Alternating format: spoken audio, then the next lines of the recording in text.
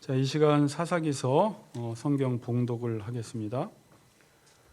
사사기서 4장 17절에서 24절 말씀입니다.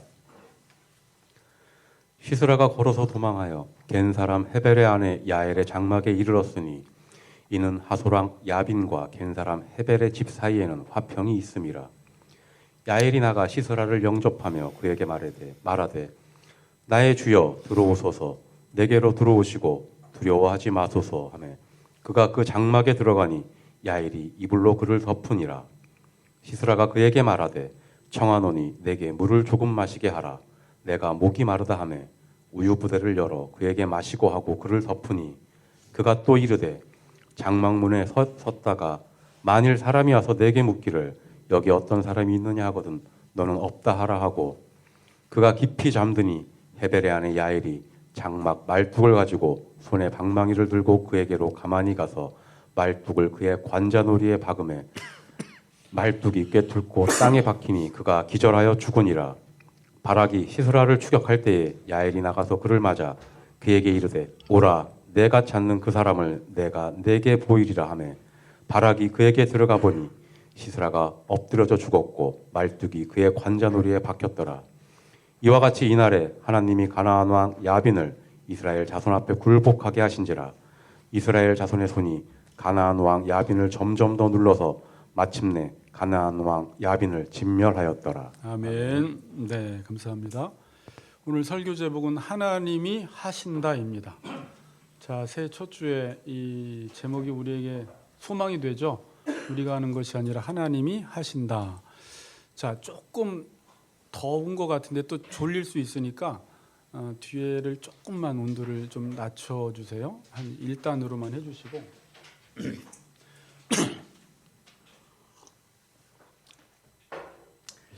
자, 새해 첫 예배인데 인사합시다. 하나님이 일하실 것입니다. 이렇게 인사합시다. 하나님이 일하실 것입니다. 네, 하나님이 일하시니까 여러분 힘내십시오.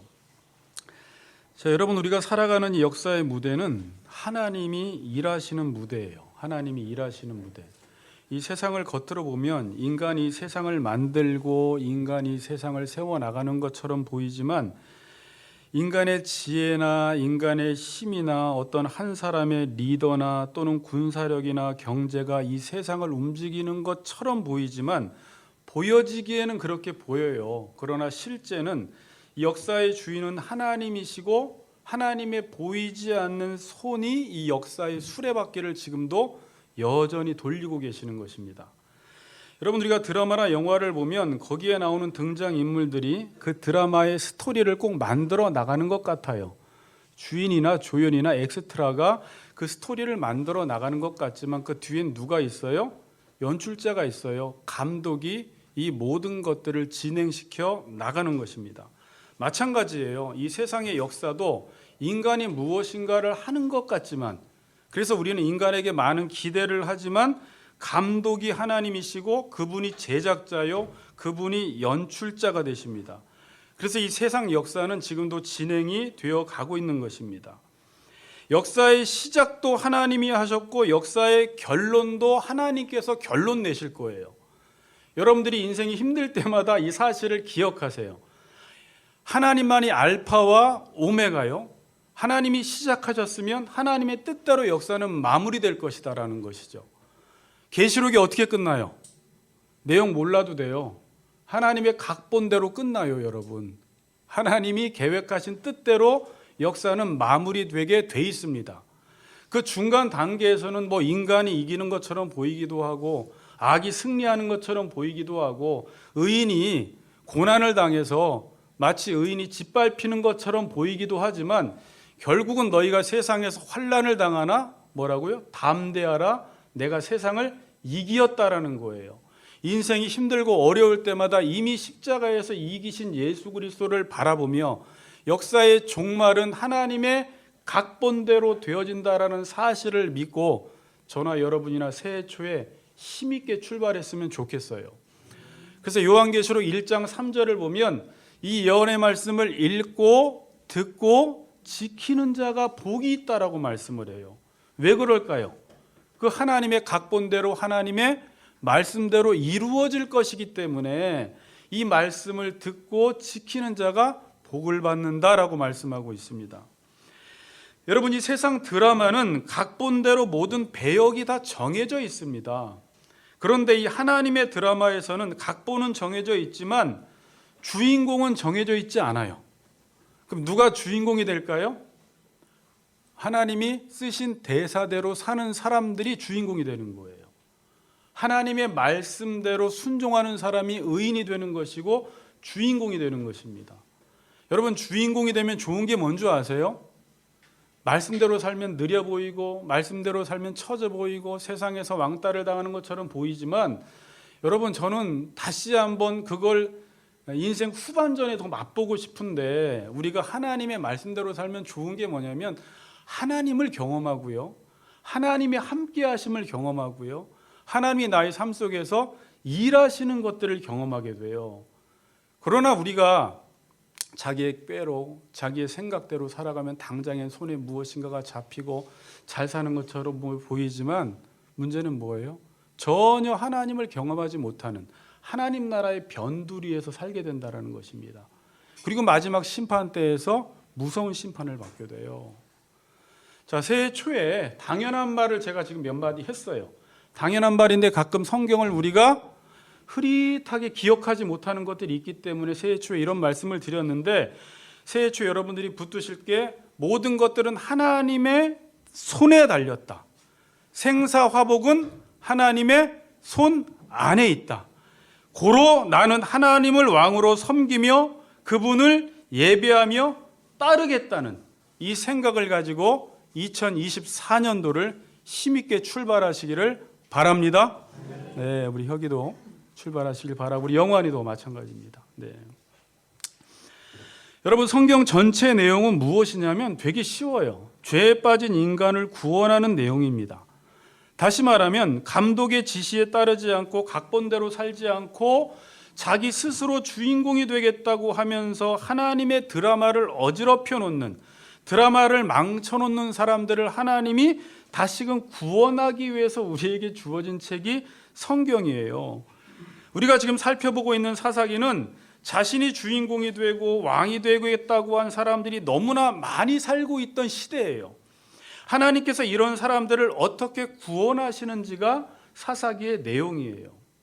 절대 하나님은 인간의 계획대로 이 세상이 흘러가도록 내버려 두지 않습니다. 꼭 구원해 내고야 마시는 분인데, 사사기 속에서 참으로 시대는 암울하지만 어찌 보면 하나님의 구원의 손길을 더 세밀하게, 더 크게 느낄 수 있어서 우리에게 은혜가 되는 것인지도 모릅니다. 네. 사사기서를 보면요, 지겹도록 악순환이 반복됩니다. 자, 인간은요, 뭔가 새로운 것을 이루어내고 만들어내는 것 같지만 인간은 계속해서 죄를 일관되게 짓습니다. 죄를 새롭게 짓지도 않아요. 창의적으로 짓지도 않아요. 똑같이 죄를 져요. 여러분, 새해가 됐어요. 사람들이 새로운 계획을 세워요. 다이어트도 하고요, 운동도 하고요, 뭣도 하고요, 영어 공부도 하고요, 모든 걸 다 하지만 그 사람들이 하나님을 떠나면요, 사사기처럼 똑같이 악순환이 반복이 됩니다. 죄밖에 짓지 못해요. 인간이 할 수 있는 것은 뭔지 아세요? 이 성경을 보면 죄밖에 못 짓는구나. 근데 그것만 보면 절망인데, 사사기서에서 여러분 나타나진 않는데 여러분들이 그 사사기서 이면에서 역사하시는 하나님은 뭐예요? 하나님은 계속 구원만 하시는구나. 인간은 계속 죄를 짓는데 하나님은 구원도 반복해서 그 구원의 패턴이 똑같지 않고 되게 창의적으로 구원의 역사를 베풀어 주시는데, 그 내용이 오늘도 나옵니다.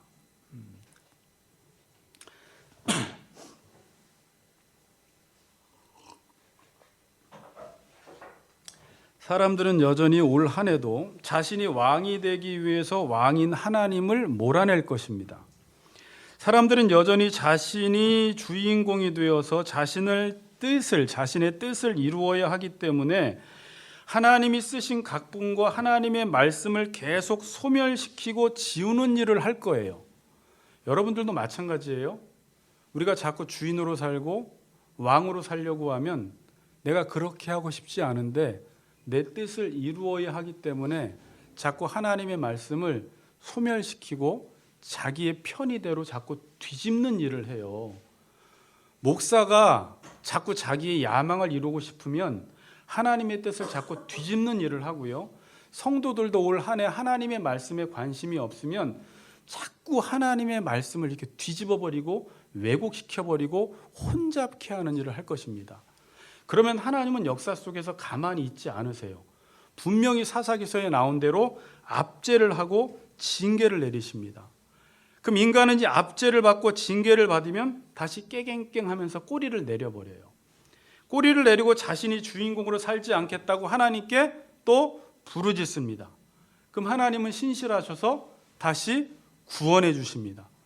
그럼 구원해 주시면 인간은 또다시 슬금슬금 교만해져서 또다시 왕으로 살게 돼요. 여러분이 악순환을 반복하는데 이걸 사자성어로 뭐라고 하는지 아세요?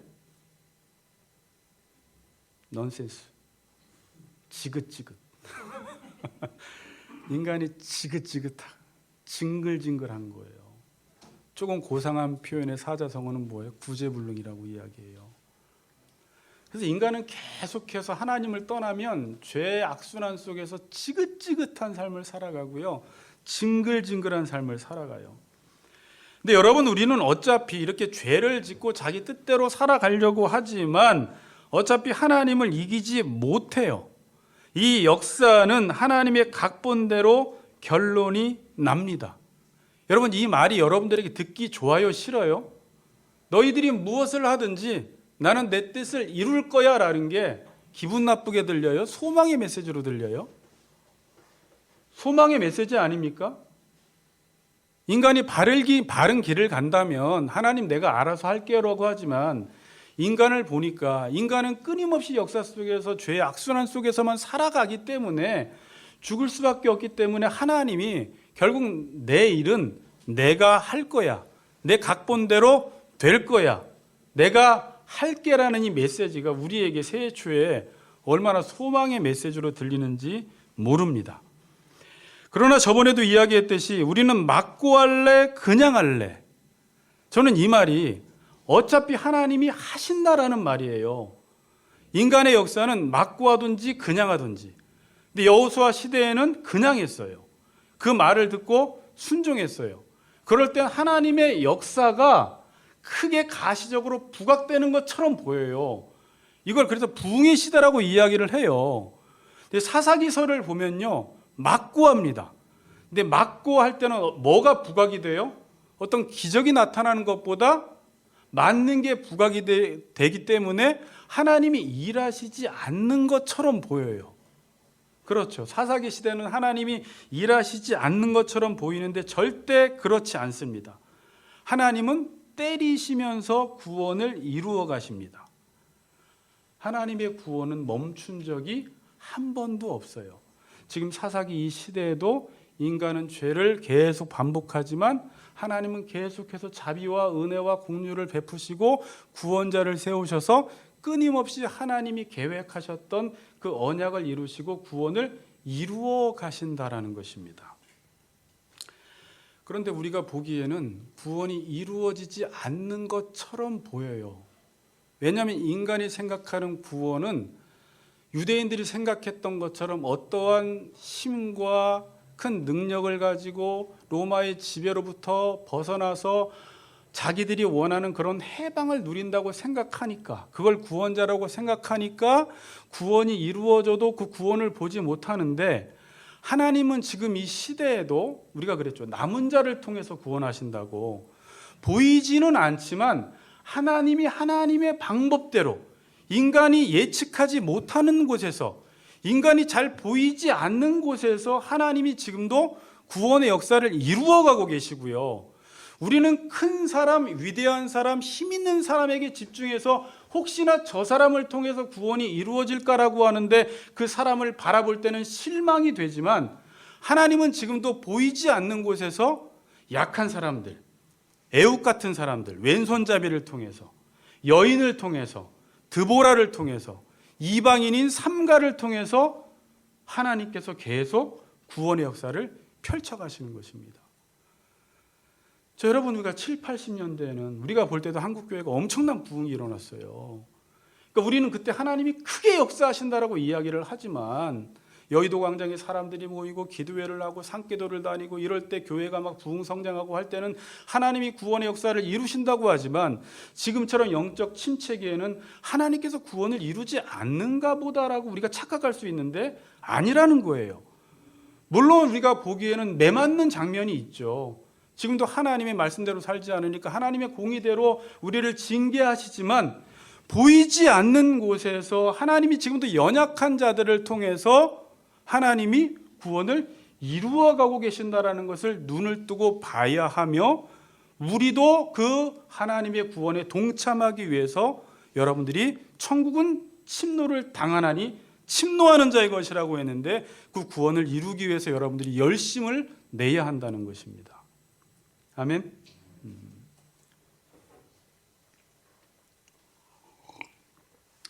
자, 오늘 본문을 잠시 보겠습니다. 자, 오늘도 하나님께서 기묘한 방법으로 구원을 이루시는 내용이 나옵니다.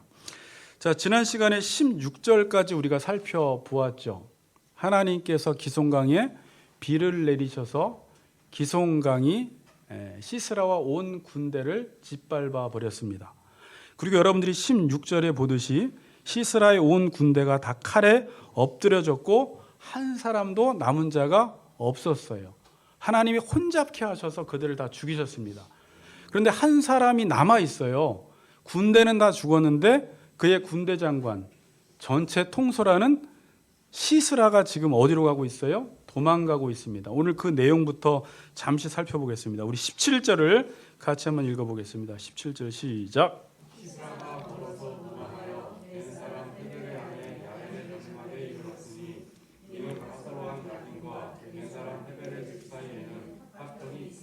네, 시스라가 걸어서 어디로 도망갔어요? 겐 사람 헤벨의 아내 야엘의 장막에 이르게 됐습니다. 자, 왜 이곳으로 간 거예요? 오늘 본문에서 몇 가지 힌트를 주죠. 아무데나 도망갔다가는 위험한데 지금 여기서는 겐 사람 헤벨의 집 사이에 화평이 있었다, 동맹을 맺었다라는 것입니다. 어떤 동맹을 맺었을까라고 여러분들이 궁금하죠. 제가 겐 사람이라는 것을 사전에서 찾아봤더니 대장장이의 민족이라고 나와요. 대장장이의 민족. 그러니까 철을 다루는 사람이었다라는 것입니다. 여러분, 캔이라는 게 이 철이 여기서 나오지 않았나 싶어요. 캔. 저는 잘 모르겠는데 캔이라는 단어가 갑자기 생각이 나는데 겐 사람이 대장장이의 민족, 철을 다루는 사람이다 보니까 아마도 이 철병거 900대를 만드는 데 있어서 뭔가 동맹을 맺어서 철을 공급받지 않았나 싶어요. 자, 그럼 겐 사람 헤벨의 아내 야엘의 집은 또 어떤 집이었냐면 지난 시간에 뛰어넘어간 구절이 한 구절 있죠. 11절입니다. 11절을 한번 보세요. 모세의 장인 호밥의 자손 중 겐 사람 헤벨이 떠나 게데스에 가까운 사하나님 상수리 나무 곁에 이르러 장막을 쳤더라. 이 겐 사람은 누구예요? 모세의 장인 호밥의 자손이라고 이야기를 합니다. 여러분, 모세의 장인이 어디 사람이에요? 미디안 사람이죠. 모세가 애굽인을 한 사람 죽이고 미디안으로 도주해서 거기서 드보라가 아닌 시보라와 결혼을 했죠. 그러니까 미디안 사람이에요. 미디안 사람인데 지금 여기서 모세의 장인 호밥이라고 나와서 저는 좀 헷갈렸어요. 모세의 장인의 이름이 뭐예요? 이드로예요. 제가 보니까 이드로가 출애굽기 3장 1절에 이드로라고 나오고요. 출애굽기 2장 18절에서는 르우엘이라고 나와요. 그리고 여기서는 호밥이라고 나옵니다. 모세의 진짜 이름이 뭘까요? 자, 이드로를 저도 이번에 찾아봤더니 이드로는 제사장의 타이틀 이름이에요. 그러니까 제사장을 부를 때 이드로라고 불러요. 그 모세의 본명은 뭐냐면, 모세의 장인 이름은 뭐냐면 르우엘입니다. 르우엘이고 또 다른 이름이 호밥이라고 불러요. 이게 별명이었던 것 같아요. 그러니까 베드로도 이름이 뭐예요? 시몬 베드로 있고요. 또 하나 바요나 시몬, 또 게바. 그 당시에는 별명을 이름처럼 불렀어요. 가끔은 또 히브리식 이름 표기가 달랐고 헬라식 이름 표기가 달랐던 경우도 있는데 어쨌든 지금 모세의 장인 호밥의 자손 중 겐사람이라고 이야기했던 것은 겐사람은 지금 이방인이구나. 그럼 이방인이 지금 어떻게 여기까지 와 있게 됐을까요? 그 당시에 모세를 통해서 모세의 장인이 하나님을 알았던 거예요. 그리고 그들과 함께 출애굽을 해서 어디까지 같이 온 거예요? 가나안 땅까지 같이 입성을 해버린 것입니다. 자, 그런데 아까 11절에 보면 모세의 장인 호밥의 자손 중 겐사람 헤벨이 떠나 게데스에 가까운 사나임 상수의 나무 곁에 이르러 장막을 쳤어요. 그래서 지금 게데스에 이르렀는데 그럼 그 전에는 어디에 살았길래 떠나라고 이야기를 했을까요? 사사기서 1장 16절에 보면 원래는 이들이 유다 땅 남방에 거하고 있었습니다. 그런데 어떤 이유에서인지 몰랐는데 그들이 어느 날 이사를 한 거예요. 가나안 북부 지역으로. 그래서 모세의 장인 호밥의 자손 중 겐사람 헤벨이 떠나 게데스에 가까운 사나임 상수리 나무 곁에 이르러 장막을 쳤는데 이 겐사람은 지금 누구와 화평 조약을 맺었다고요? 시스라와 야빈과 화평 조약을 맺었기 때문에 시스라가 걸어서 도망갔는데 어디로 도망갔어요? 이스라엘 집으로 도망갔으면 죽기 때문에 화평 조약을 맺으면 자기를 안전하게 지켜줄 것이라고 생각해서 그 집으로 갔던 것입니다. 자, 여러분, 하나님께서는 지금 이 사사기 시대에 지금 드보라가 있을 때 이스라엘 백성들이 악을 행할 때 이들을 구원하기 위해서 정말 오래전부터 모세의 장인 호밥의 자손 중 겐 사람들을 하나님의 섭리 가운데 가나안 땅에 입성하게 하시고 또 그들이 왜 북쪽으로 이사를 갔는지는 모르겠지만 그들이 이사를 가게 되었고 그리고 시스라가 그 장막으로 도망갔을 때 하나님은 그 가운데 있는 여인 야엘이라는 여인을 통해서 하나님이 그를 죽이시기로 작정을 하셔서 하나님께서 이렇게 놀랍게 섭리하신 거예요. 자, 여러분, 그래서 우리의 일상의 삶을 볼 때 우리는 그냥 어찌 보면 라민영 집사님이 지금 어디에 살았었어요? 신월동에 살다가 광명시로 이사를 갔는데 어떤 이유가 있어서 갔을 텐데 하나님이 그쪽으로 보내실 때 우리는 뭔가 집값 때문에 공부를 가르치려고 옮겼는지는 모르지만 그 믿음의 한 여인을 통해서 하나님은 지금도 어떤 구원 계획이 있으시다라는 거예요. 모른다라는 것이죠. 그게 지금 그 주인공이 야엘이 됐던 것입니다. 하나님이 일하시는 방법이에요. 18절 봅시다. 18절 같이 읽겠습니다. 시작. 야엘이 나가 시사를 영접하며 그에게 말하되 나의 주여 들어오소서 내게로 들어오시고 두려워하시는 하네 그가 그 장막에 들어가니 야엘이 그걸로 야엘이 동맹을 맺었으니까 나가서 시스라를 영접을 합니다. 그리고 하는 말이 아주 안심을 주는 말들을 해요. 두려워하지 말라고 하면서 들어오라고 합니다. 그리고 그를 안심시킵니다. 시스라는 야엘이 겐 사람 이방인이니까 안전하다고 느끼고 더욱더 화평을 맺었기에 그 집안으로 들어가게 됩니다. 그리고 이불로 덮습니다. 이거에 대해서 여러 가지 해석이 있는데 저는 그냥 그를 쉬게 해주는 쉴 공간을 제공해 주었다라고 봅니다. 자, 시스라가 안심한 뒤에 이제 안심하니까 뭘 마시고 싶어요? 물이 마시고 싶어서 물을 좀 달라고 하는데 야엘이 물뿐만이 아니라 우유를 줘요. 따뜻한 우유를 주니까 그가 그 우유를 마시고 어떻게 됐어요? 잠이 들어버렸습니다. 잠들기 전에 시스라가 야엘에게 부탁한 말이 있습니다. 20절이에요. 그가 또 이르되 장막문에 섰다가 만일 사람이 와서 내게 묻기를 여기 어떤 사람이 있느냐 하거든 너는 없다 하라 하고 누가 와서 찾으면 없다고 하라는 것입니다. 이미 야엘은 자기에게 호의를 베풀어 준다라는 걸 알았어요. 그리고 야엘을 지금 신뢰하고 있습니다. 그런데 문제는 누군가 밖에서 와서 자기를 찾게 되면 죽게 될 것이니까 바락이나 바락의 군대가 오면 죽게 될 것이니까 밖에 보초를 섰다가 누군가 와서 나를 찾으면 없다라고 말을 하라는 거예요.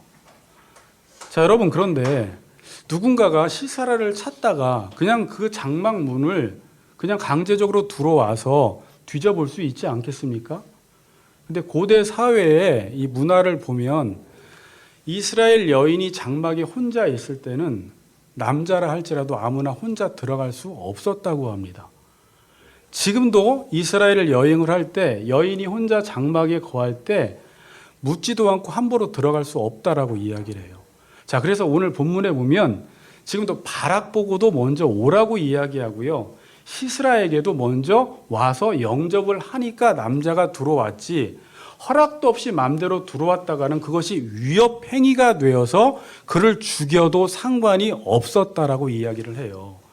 그런 본문의 문맥 속에서 야엘이 바락이 시사라를 쫓아서 죽이려고 왔다 할지라도 들여보내지 않으면 들어올 수가 없었던 것입니다. 자, 그런데 21절을 같이 한번 보세요. 21절 시작.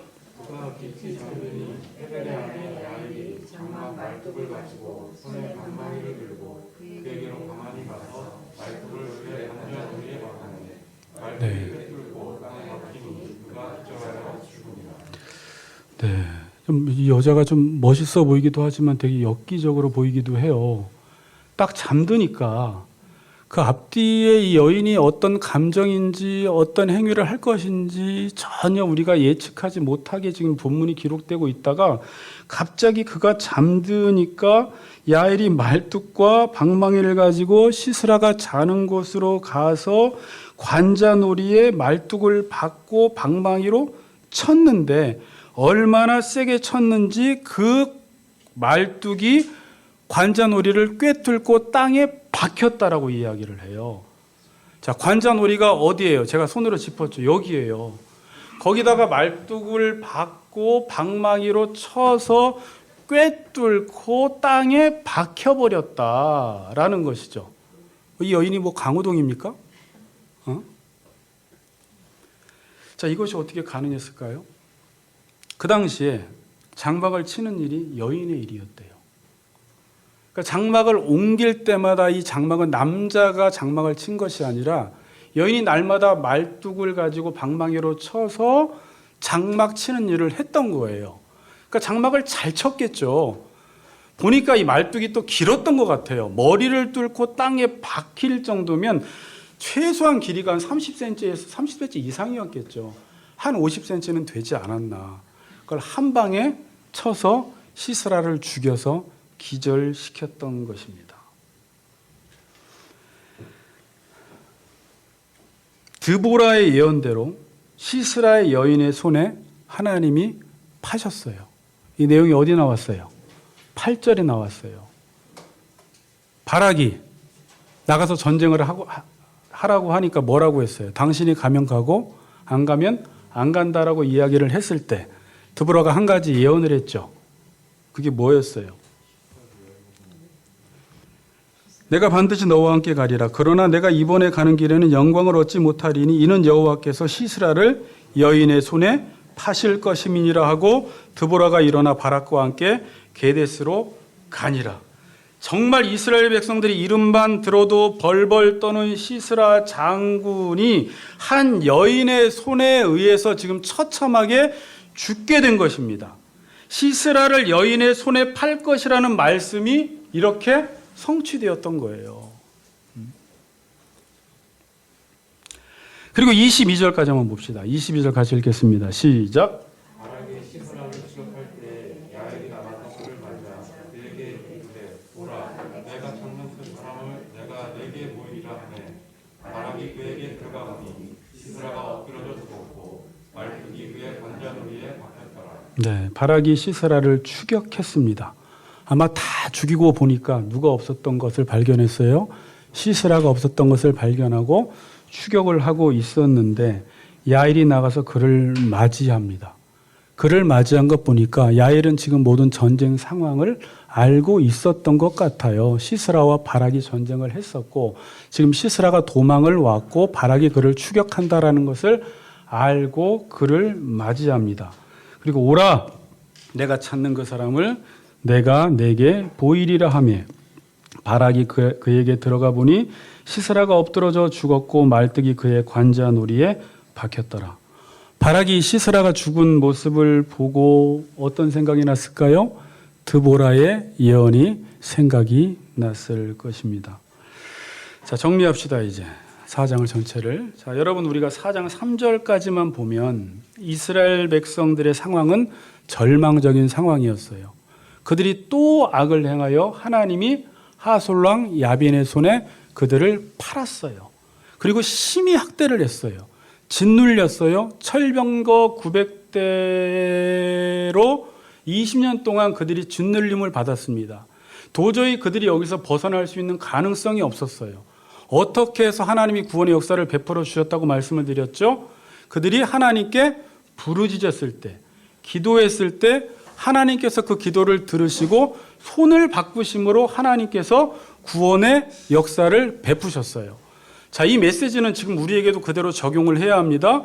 여러분, 어렵고 힘들 때 낙심하지 말고 기도가 별것 아닌 것 같지만, 부르짖는 것이 별것 아닌 것 같지만 하나님께 부르짖을 때 하나님께서는 구원자를 세워서 그 한 나라와 공동체와 가정 가운데 구원을 베풀어 주신다라는 사실을 생각하면서 여러분들이 올 한 해 하나님을 찾으시고 하나님의 도움을 구하시고 부르짖을 때 분명히 우리 삶 가운데 구원의 역사가 나타날 것입니다. 하나님이 이러한 구원을 베풀어 주시니까 첫 번째 기송강에 비를 내려서 그들을 짓밟았습니다. 칼날로 혼잡케 하셔서 모든 적군들을 다 죽이셨습니다. 그리고 이 적의 지휘관, 시스라 강력한 지도자, 철병거 900대를 지휘하는 이 군대 장관을 누가 죽입니까? 한 가정주부를 통해서 하나님이 시스라를 죽이시는 것입니다. 장막을 치는 여인들을 통해서 시스라를 죽이시는 거예요. 자, 보세요. 자, 여러분, 메시지가 오늘 많지는 않아요. 여기서 집중해야 될 것은 하나님이 어떻게 구원을 이루어 가시는가에 집중을 해야 돼요. 한 나라의 군대 장관을 한 여인의 손을 통해서 말뚝 하나로 죽이시는 것입니다. 누가 이렇게 한 거예요? 하나님이 이렇게 하신 거예요. 자, 이 말은 하나님이 구원을 베풀어 주시면 인간은 구원이라는 것을 칼과 창에 있다고 생각을 해요. 힘에 있다고 생각을 해요. 군사력에 있다고 생각을 해요. 숫자에 있다고 생각을 해요. 저도 여기에 어느새 젖어 있어요. 교회가 부흥을 하려면 힘이 있어야 되고 숫자가 있어야 되고 병력이 좋아야 되고 능력이 있어야 된다고 생각을 하는데, 하나님께서 구원을 베풀어 주시면 한 나라의 군대 장관, 정말 무서운 철병거 900대를 소유한 군대 장관을 가장 약한 여인, 그것도 가정주부를 통해서, 그것도 평상시에 가정주부가 쓰는 방망이와 말뚝을 통해서 시스라를 꿰뚫어 버리신다라는 메시지가 이 안에 있는 거예요. 구원을 하나님이 이루어 가신다라는 것입니다. 여러분, 이걸 에훗과 한번 비교해 보세요. 에훗은 오른손잡이였어요? 왼손잡이였어요? 왼손잡이였어요. 약한 사람이었어요. 그런데 이 왼손잡이가 칼을 가지고 에글론을 찔러서 몸통을 관통해서 등을 뚫어버렸습니다. 자, 그런데 지금은 에훗보다 더 약한 가정주부 여인을 통해서 더 강한 시스라를 하나님이 쳐버리시는 거예요. 지금 본문은 약함도 점증되고 있어요. 그리고 강함도 점증되고 있어요. 그런데 그 여인이 시스라를 친다라는 것은 구원은 사람에게 속한 것이 아니라 하나님께 속해 있다라는 사실을, 너희들이 지금 하나님께 부르짖었을 때 이 구원이 전혀 이루어질 것 같지 않은 상황에서 그냥 평상시 때 장막을 치던 한 여인의 손을 통해서 이스라엘 백성들이 벌벌 떨던 철병거 900대를 소유했던 시스라를 하나님이 그에게 붙여주시니까 그가 관장오리의 말뚝을 받고 방망이로 침으로 그렇게 두려워하던 적을 하나님이 치심으로 구원하신다는, 이 구원을 하나님이 하신다라는 사실을 오늘 본문에서 보여주고 있는 거예요. 아멘? 내용은 별 내용 없어요. 그래서 여기에 집중하지 않으면 은혜 못 받아요, 여러분. 지금 사사기서는 이스라엘 백성들이 타락하고 범죄하고 계속해서 악순환 가운데 있는 그들 가운데 하나님이 어떻게 기묘한 방법으로 구원을 베풀어 나가시는지, 전쟁은 칼과 창에 있는 것이 아니라 하나님께 속한 것임을 지금 보여주고 있는 것입니다. 저는 이 말뚝을 묵상하는데 실제적으로 지금 신학자들이 이 모든 지금 구원자 12명 가운데 예수 그리스도가 다 녹아있다라고 이야기를 해요. 여러분, 모형이에요. 자, 그런데 구원이 여러분 이 시대 속에 어떻게 일어났어요? 사람들이 전혀 예상하지 못했던 십자가를 통해서 하나님의 구원이 이루어졌어요. 이게 하나님이 이루시는 구원의 방식이에요. 인간은 전혀 십자가를 통해서는 구원을 이룬다고 생각을 하지 않았는데 하나님께서는 가장 인간의 그 미련한 방법을 통해서 십자가의 도가 멸망하는 자들에게는 미련하게 보이잖아요. 죄수들이 죽는 그 십자가 틀에서 죽어버렸는데 하나님은 그것을 인류 전체를 구원하는 구원의 사건으로 만들으신 거잖아요. 이걸 고린도전서에서는 이게 하나님의 지혜다라고 이야기를 하고 있습니다. 무슨 말인지 아시겠어요? 네. 여인을 통해서도 언약을 이루시는 하나님, 말뚝 하나를 통해서도 언약을 이루시는 하나님, 전혀 무기로 보이지 않는 것들이 하나님의 뜻 안에서 얼마든지 의로운 심판의 도구가 되는 것입니다. 십자가가 미련해 보이지만 사탄의 권세를 심판하는 도구가 되었다라는 것입니다. 자, 야엘은 시스라와 화평을 맺은 사이입니다. 이 여자는 이방인이지만 믿음이 있었습니다. 그런데 자 보세요. 시스라와 화평을 맺었는데 하나님과의 화평을 위해서 시스라와 맺은 화평을 깨버린 거예요. 누구와 지금 대조가 되고 있어요? 이스라엘 백성들과 대조가 되고 있잖아요. 이스라엘 백성들은 어떤 사람이었어요? 가나안과의 언약을 위해서, 가나안과 화평을 맺기 위해서 하나님과의 화평을 깨버렸어요. 근데 이 야엘은 겐족속이에요. 이방인이에요. 여인이에요. 그런데 시스라와 맺었던 그 화평을 깨고, 왜? 하나님과의 화평을 위해서 믿음의 행동을 했던 것입니다. 이스라엘 백성들이 착각하는 게 뭐냐면, 여러분, 우리가 착각하는 게 뭐냐면, 지금 저나 여러분도 하나님의 말씀을 지켜야 된다는 건 누구나 다 알고 있어요. 올 한 해도 하나님의 말씀을 묵상해야지 우리의 삶이 형통하게 된다는 것을 다 알고 있는데, 우리의 연약함이 무엇이냐면 가끔 세상과 손 한 번만 잡아버리면, 세상과 화평을 맺어버리면, 세상과 언약을 맺어버리면 하나님의 언약을 깨면서까지 잘 살 것이라고 생각하고 복을 받을 것이라고 생각하고 풍성한 삶을 살 것이라고 생각하는데 결과는 어떻다는 거예요? 철병과 구백대에 의해서 짓밟힘을 당한다라는 거예요. 그런데 야엘은 세상과의 화평을 깨버리고 하나님과의 화평을 맺었더니 어떤 역사가 일어났다는 거예요? 말뚝 하나로도 시스라를 쳐 죽이는 놀라운 역사가 일어났다라는 것입니다. 여러분, 올 한 해 우리의 삶 속에 하나님과 화평을 맺는 일에 힘을 쓰세요. 말씀에 집중하세요. 제가 사사기서를 통해서 계속 제가 은혜 받고 깨닫는 건 뭐냐면, 하나님의 구원은 숫자에 있지 않다는 거예요. 힘에 있지 않다는 거예요. 그런데 우리는 하나님의 역사를 자꾸 숫자나 힘에 제한시켜 버려요. 그래서 우리의 삶 속에서 하나님보다 숫자나 힘이나 사람들을 더 의지하다 보니까 구원의 역사가 일어나지 않아요. 그런데 오늘 야엘이 했던 일은 뭐냐면, 자기가 이 화평을 깨는 게 얼마나 여러분 위험하고 무모한 행동인지 몰라요. 그러나 그 화평을 깨면서까지 믿음의 행동으로 그 시스라를 죽이는 이 여인네의 믿음, 하나님이 그러한 방식으로도 지금 우리의 삶 속에 구원을 이루신다라는 걸 오늘 우리에게 전해주고 계시는 것입니다. 아멘.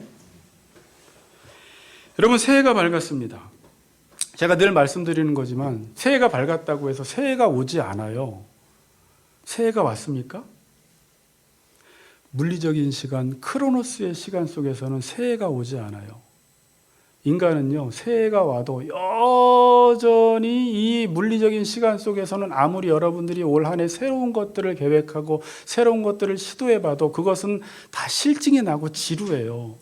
우리의 삶이 새해가 오기 위해서는 카이로스, 하나님의 뜻을 행하고 하나님의 말씀에 집중할 때 우리의 삶 속에 우리가 매일매일 행하던 그 모든 일들이 새로운 것들로 변신해버려요. 아침마다 새롭고 늘 새로운 역사가 우리 삶 속에 펼쳐지는 것입니다. 저는 올해 하나님이 우리의 인생 속에서 일하셔야 합니다. 내 인생 속에서 일하시면 모든 것이 끝납니다. 그럼 하나님이 우리의 인생 속에서 일하셔서 우리의 삶을 늘 새롭게 하시기 위해서 우리가 무엇을 해야 합니까? 올해 더욱더 여러분들이 말씀에 집중하세요. 하나님의 언약을 지키는 일에 집중하세요. 다른 것보다 하나님과 화평을 맺는 일에 집중하세요. 지금까지 성경 통독 여러분들이 올 한 해 정말 잘하셨어요. 제가 아까도 말씀드렸지만 성경 통독을 볼 때마다 조마조마했어요. 혹시 이러다가 멈추는 것 아닌가. 근데 우리 성도들 참 인내심이 있더라고요. 끈질기더라고요. 우리 전도사님도 7시마다 그 성경 본문을 올리는 것도 참 인내심이 있으셨고, 여러분들도 그 본문을 매일매일 읽고 완독을 올리시고, 또 못 읽은 분들은 2, 3일치 밀렸던 거 다 읽었다고 완독 올리시는 걸 봤을 때 우리 서로 좀 격려했으면 좋겠습니다. 여러분, 제가 좀 반성한 게 있어요. 우리 좀 카톡방이나 단톡방을 좀 살렸으면 좋겠어요. 우리 같이 걷는 교회인데 너무 썰렁해요. 제 성향이 좀 그래요. 제가 문자 보내는 거 싫어하는데 너무 그 일에 있어서 우리 성도들을 돌보지 못했고, 카톡방에서 제가 너무 소극적이어서 우리 성도들이 기가 죽지 않았나 이런 생각을 해서 제가 올 한 해는 좀 더 열심히 여러분들과 함께 카톡방으로도 소통할 테니까, 여러분들도 누군가가 자 이런 이야기까지 설교 시간이 하는데 생일자가 올라오면 참여해 주시고 힘을 보태 주시고 엄지척 한번 해 주시고, 몇 명 되지 않잖아요. 그리고 성경 읽을 때 서로 권면해 주시고 격려해 주시고, 잘 안 읽던 분들이 한 번씩 올렸을 때 여러분들이 힘을 실어 주시는 것이 우리에게 보통 큰 힘이 되는지 몰라요. 그렇게 하시기 바랍니다. 그리고 올 한 해 예배에 집중하세요. 자, 제가 예배에 집중하라는 것은 여러분, 단순히 예배 나오는 것도 중요합니다. 나오세요. 그런데 여러분의 삶을 계속해서 하나님께 이렇게 내어드리는 일에 힘쓰세요. 예배가 뭐라고 했어요? 하나님이 말씀하실 때 그 말씀 앞에 나의 삶을 계속 내어드리는 일에 힘쓰세요. 그게 화평하는 일이에요. 하나님의 말씀이 맞다고 하면, 그것이 옳다고 하면 그 말씀 앞에 여러분의 삶을 계속 내어드릴 때 하나님이 내 삶의 문제를 하나하나 하나님께서 해결해 나가실 것입니다. 우리가 평상시에 생각했을 때 말뚝이 전혀 구원을 이룰 것 같지 않았던 여러분들의 삶의 어떤 기대하지도 않았던 것들이 나의 삶 속에서 구원을 이루는 것들을 여러분들이 경험하게 될 거예요. 여러분들이 한 것은 뭐밖에 없어요? 말씀에 집중하고 하나님의 말씀 앞에 여러분들의 삶을 드린 것밖에 없는데, 하나님이 여러분들이 평상시에 살던 그 모든 삶을 전쟁의 무기로 사용하셔서 하나님의 놀라운 구원을 일으키실 것입니다. 야일은 하나님의 장막을 깨끗하게 하기 위해서 자신의 장막을 더럽힌 사람이에요. 자신의 장막보다 하나님의 장막에 더 큰 관심이 있는 자였습니다. 여러분들은 어떻습니까? 수많은 사람들이 자신의 장막을 깨끗하게 하기 위해서 하나님의 장막을 더럽히는 사람들이 많아요. 이스라엘 백성들이 그랬어요. 자신의 명예를 위해서, 물질적인 목적을 위해서, 쾌락을 위해서 하나님의 장막을 더럽히는 사람들이 많아요. 그런데 올 한 해 야엘처럼, 야엘은 자신의 장막을 더럽히면서까지 하나님의 장막, 하나님의 나라, 하나님의 일에 대해서 관심을 보였던 여인이었습니다. 5장 24절을 한번 보세요. 다음 주부터 바락과 드보라의 노래를 볼 텐데 5장 24절을 같이 한번 읽어보겠습니다. 시작.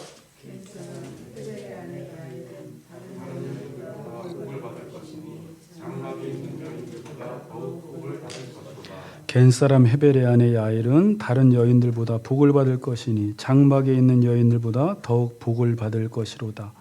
이 말은 자신의 장막만을 지키려는 이스라엘의 여인들보다 이방 여인 야엘이 하나님의 장막을 위하기 위해서 자신의 장막을 더럽힌 이 야엘이 더욱더 복을 받을 것이다 라고 지금 말씀하고 있습니다. 우리 마지막으로 23절, 24절을 읽고 마칩시다. 참 복된 말씀이에요. 23절, 24절 같이 시작. 하나님이 가나안 왕 야빈을 이스라엘 자손 앞에 굴복하게 하신지라. 이스라엘 자손의 손이 가나안 왕 야빈을 점점 더 눌러서 마침내 가나안 왕 야빈을 진멸하였더라. 제가 오늘 이 말씀에 근거해서 이렇게 말씀을 전한 거예요.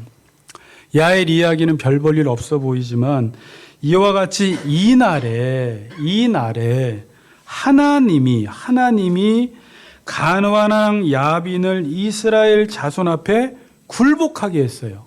이날에 하나님께서 가나안 왕 야빈을 굴복하게 하신 거예요. 이스라엘 백성들이 한 것이 아닙니다.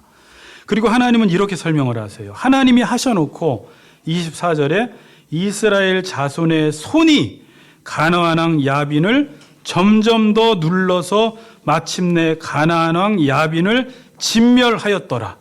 아멘. 이스라엘 자손의 손이 가나안 왕 야빈을 점점점 눌러서 2024년도 하나님의 언약에 헌신하세요. 하나님의 장막을 위해 사세요. 그 일에 힘을 쓰세요.